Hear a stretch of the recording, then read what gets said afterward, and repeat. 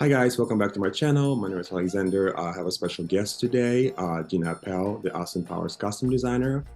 We're going to be talking about experience with her in the movies, how she created all these iconic characters, and also we have big auction coming up, and a lot of Austin Powers memorabilia is coming up for sale. So we're going to talk about that. So how are you doing, Deena?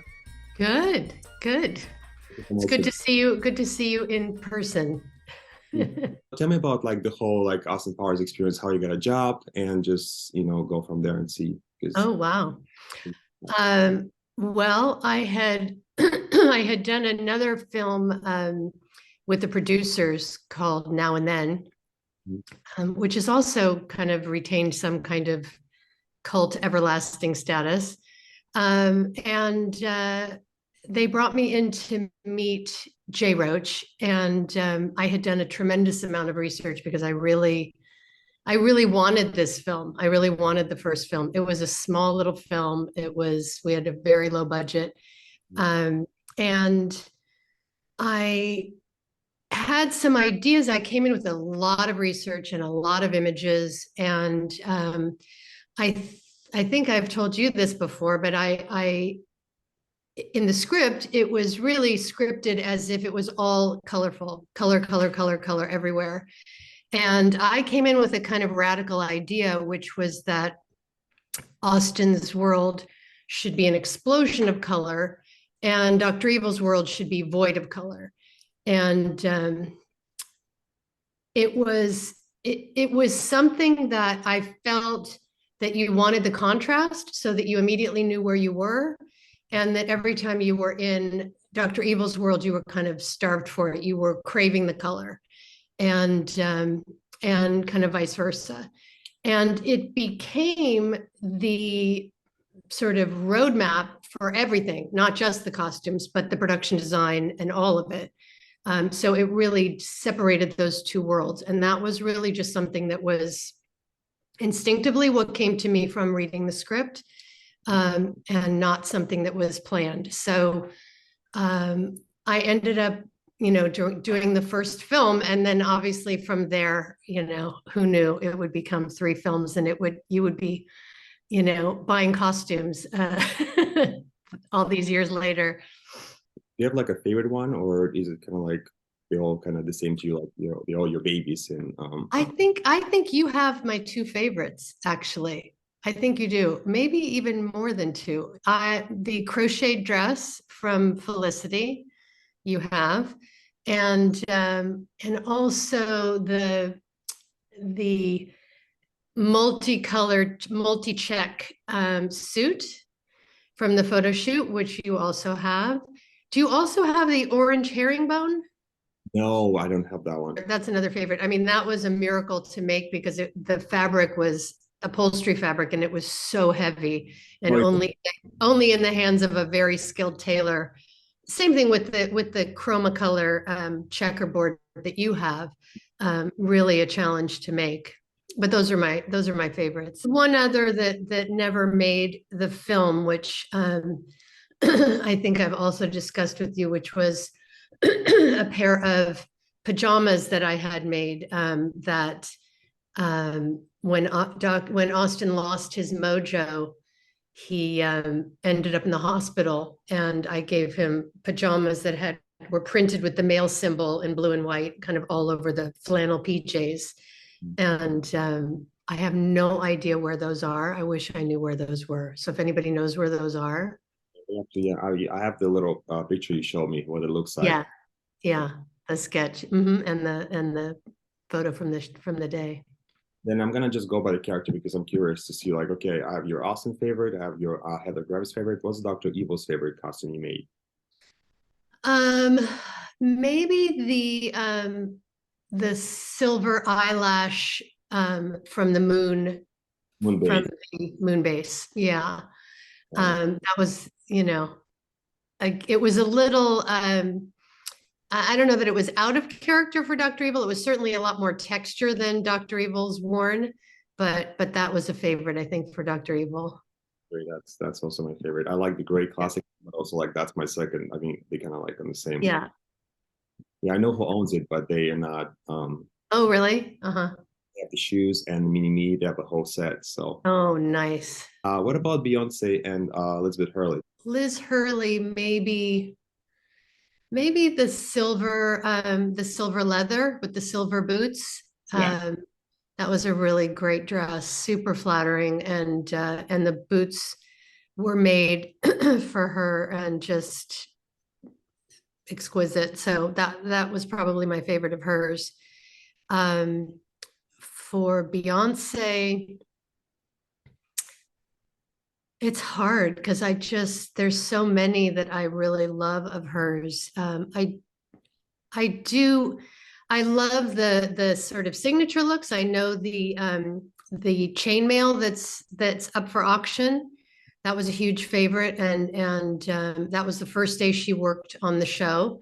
So that was kind of a big day when we shot the Gold Member Club, and I was obsessed with the her shoes, the wedge shoes having the logo built into the shoe, which was, I was so excited that we were able to do that.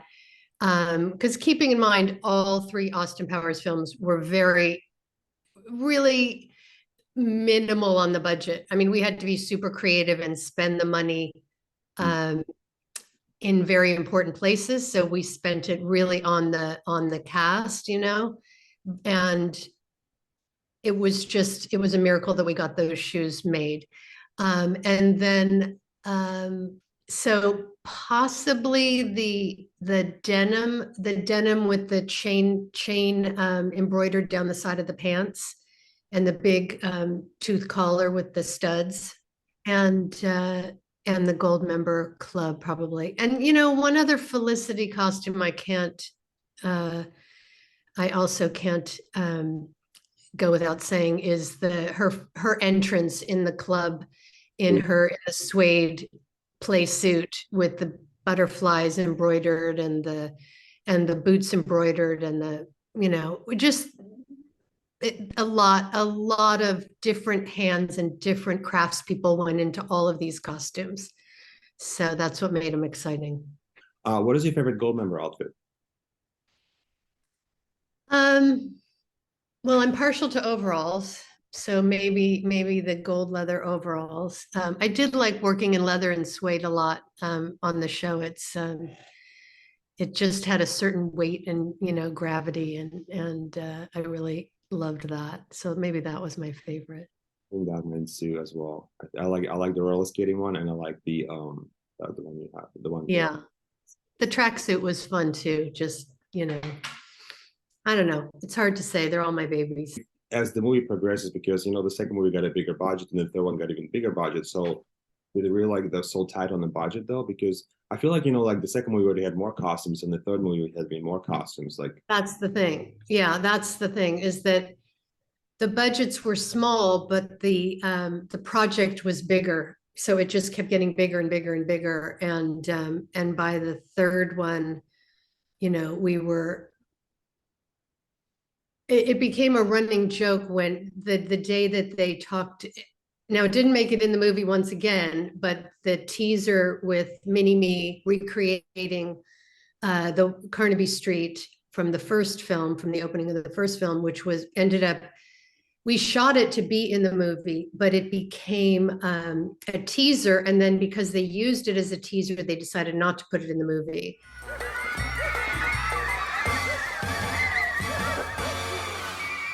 But there was so much energy and time and effort put into recreating Carnaby Street with little people that, and forgive me if that's not the right term, but I think that is the right term. I always say now that like nothing is hard unless you're going to throw a mini marching band, and that's that it was just.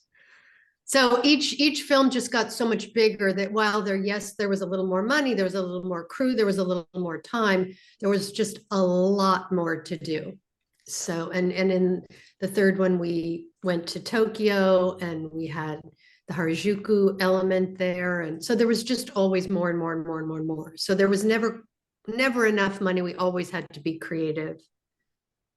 And then like my other question about like how many pieces are up there because I know a lot of collectors that they want to have one of a kind and stuff. So I know the first one was such a low budget, so there was maybe one or two blue suits and like one of each character, or is it just like one only? From the first film? So, I mean, there were always some kind of stunts. mhm. So I I honestly don't remember how many blue suits from the first film. I want to say there has to be more than one because we've talked about the linings, but certainly everything else. I want to say like the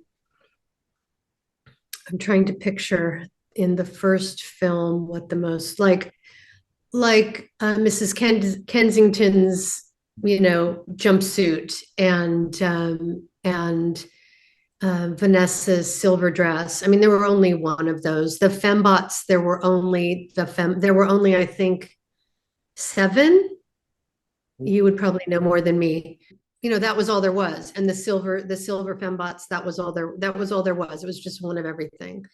Um, and it was only later as they started to realize putting the characters together in the frame, they needed a double for over the shoulder. So we ended up building a lot more so that there could be, whether it was a specific stunt or whether it was a scene where Mike is talking to Mike and they needed two people dressed at the same time. So that in itself is a low budget way of doing it versus CG or some other kind of post trick. It was all done in camera. What about so in the second, third film, of course, it kind of got bigger, right, with the costumes because I know at least Goldmember, like I've seen at least two of each. Like I've seen two, Dr. Evil suits. I've seen two of these. We're gonna talk about the suit I have behind me and the one coming up for an action. So I've seen, in the market up there, at least two of each suits available, So but nothing, not much from the second movie though. Mostly Goldmember. Goldmember has a lot of like double stuff that's up there.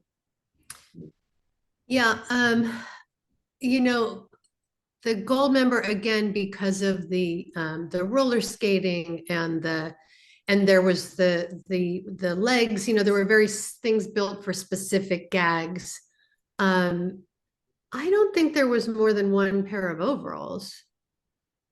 I don't think so, because it was also a short sequence that he was wearing that in. But I do have a fuzzy memory. Had I known that it would matter to anybody, back in those days, I would have kept better track of it. Generally, as it progressed, you could also see that we started to put names in the costumes. And sadly, I hadn't thought in those days to put my labels in them, but that's another story. But it was more for Mike than for anybody else. It was more for Mike because it was mainly about shooting him talking to himself. So only certain scenes required that. There were not all scenes where Austin was talking to Dr. Evil or Austin was talking to, Fat Bastard, or so it really was about that. Well, like for example, like when he does the flips in the opening of the Goldmember, wearing Yeah. that some stunt double who would do the flips for him. So yeah. There was also a shot. There were the flips, and then there was Mike on a crane coming up over the end of that opening sequence, in front of Paramount, in front of the Paramount gates.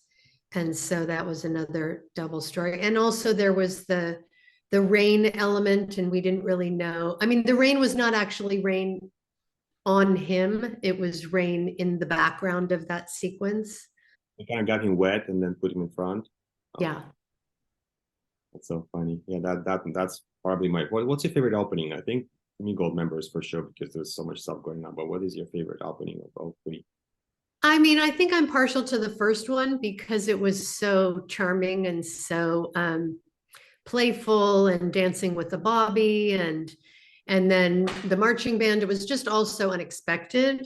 Right. So I'd have to say that was probably my favorite. And as I said, the most challenging was recreating that in mini form. And then, the third one, it was just that there were so many super famous people, really big celebrities jumping into our world. And so orchestrating, fitting all of those people and um, had varying degrees of participation. So, I mean, Gwyneth Paltrow, I designed that cat suit for her and had fittings with her. With Tom Cruise, I was given his measurements and we had a suit made, and I don't even remember. I barely met him. I think that I literally just had a suit made and his costumer put it on him, and that was that. So it was all just depending on the person, and And then Steven Spielberg was in it, which is, yeah. And that was sort of conversations with his assistant. He actually wore his own clothes, but it was sort of a conversation back and forth about, what about this and what about that, and kind of going through his closet, I think, with his assistant. But I never had a fitting with him. It was more conversational about what he should wear. At least that's the best of my recollection. It's a lot of years. Yeah, you still remember a lot, so that's good. It helps us collectors to, kind of like, do a research, because it's a rule number one for a collector: do your own research. You have to do your research. 100%. And you're really great at being super specific about looking for the clues. And you better than I think you have a great eye for it.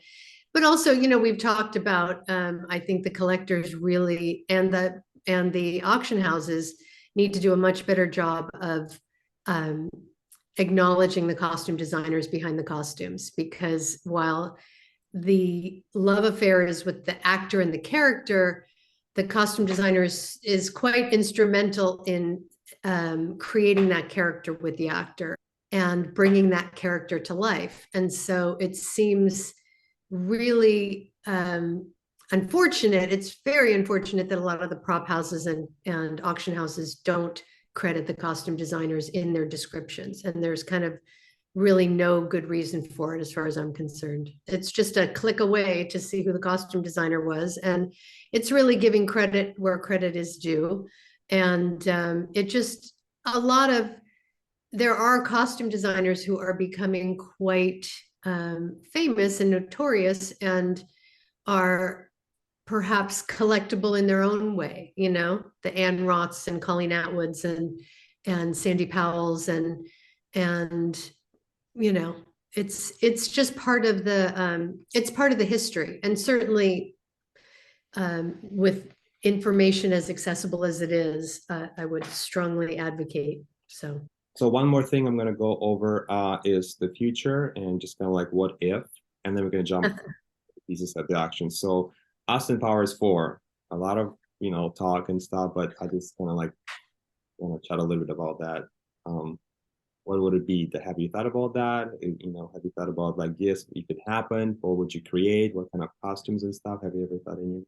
Yeah, it's talked about every couple of years. It feels like every few years there's some definitive information that there's going to be a number 4. I don't know what the way in would be. I don't personally know what the way in would be. If it would be, sometimes I think Mike had talked about doing a Dr. Evil story.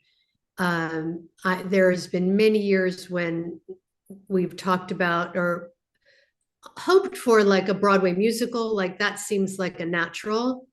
Right. It's such a musical visual show that I would love to do that. I would kill to do that. I don't know, because Austin's kind of frozen in time and the rest of us are not. So the rest of us don't really have the cryogenics to freeze us physically, and Mike included, to look the same. And so he's always said that with each film, that until he knew the way in, he wasn't sure what he was going to do with it. I I don't know. I mean, I would say never. I don't know if he would pass the torch and write something and maybe play different characters, or I mean the trilogy was, so much was revealed in by the end of the trilogy, and so much came of that, that I don't know.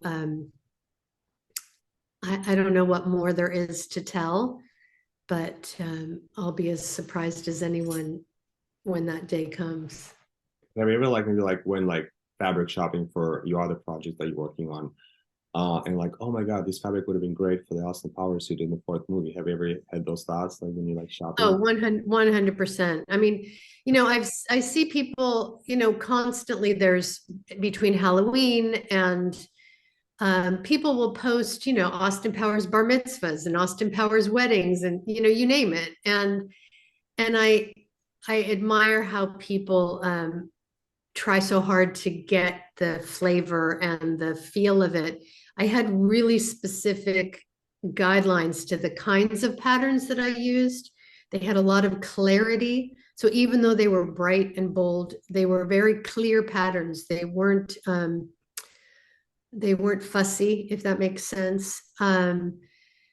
I but with each film, even though the periods were very close together, they were still very different times. And so each one had, I kind of started from scratch in terms of the research. So it was just completely starting over. Um, and I don't know where the next one might be, but yeah, I mean, I see fabric often that I think, where will that be when I need it? I think I told you that I have a few bolts of fabric that I don't even know if they'd be enough to make one suit, but I have some of that stripe that you're red and blue.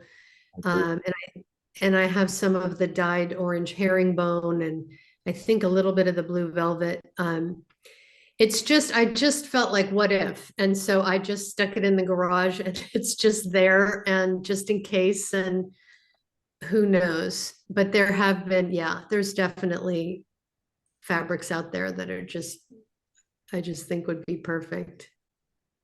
Well, the latest what I've heard is Mindy Sterling had an interview, and when they did the commercial for Super Bowl, which was last year, was it?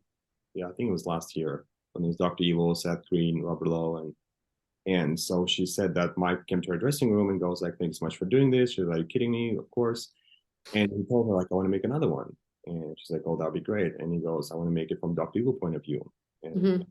so that was the latest that the latest rumor that Mike personally told Mindy that he wants to make a Doctor Evil point of view Austin Powers. Yeah, I have, yeah, so that's the one thing that he's said kind of repeatedly over the years. So he's obviously ruminating on it.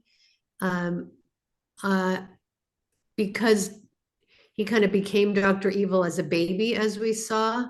I wonder if it would be Dr. Evil after he Right. realized they were brothers, if that was is where it would go.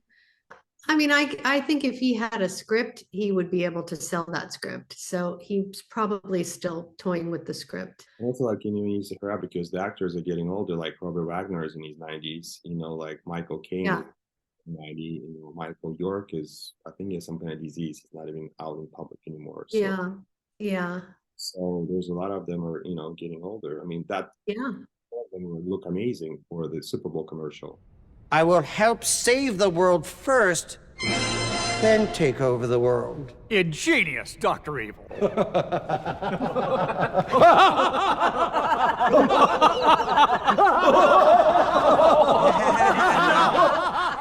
Seth Green and Mindy all look like from the movie almost like 20 years ago. So Yeah. uh, Well, I mean, there's a lot that can be done. I mean, we saw in Indiana Jones, there's a lot that can be done to make people look younger if they needed that for a transition to get to the older version. do you think if Mike kept anything from the movies? Do you know if he has any kind of like maybe like a ring or the glasses or he got any, I just wonder like if he even cared to like take anything from the franchise, all 3 films. Yeah, I mean, I would hope so. I would hope so. I don't think he has any costumes because he never really was into the costumes. You know, I think I've said many times that Mike would be happy if he was wearing the blue velvet suit for all 3 movies, and that was the end of that. Um, because he, I mean, to his credit, the one um, part that he influenced more than anything, which was really the most important part, was to create an iconic silhouette and something that could become a Halloween costume or something that was memorable that you would instantly recognize. And where I diverged from that was I mostly kept the silhouette the same, but changed the fabrics and changed the shirt and changed and added the scarf and all of those things. So, but he didn't, costumes were just not his bag. That was just not his thing. When you're writing, producing, and acting in how many different characters by the third one? Is it 4 or 5? 4, yeah. It's a lot because it's also not just knowing the lines, but the mannerisms and the characterization and the vocalization and the hours and hours and hours in makeup.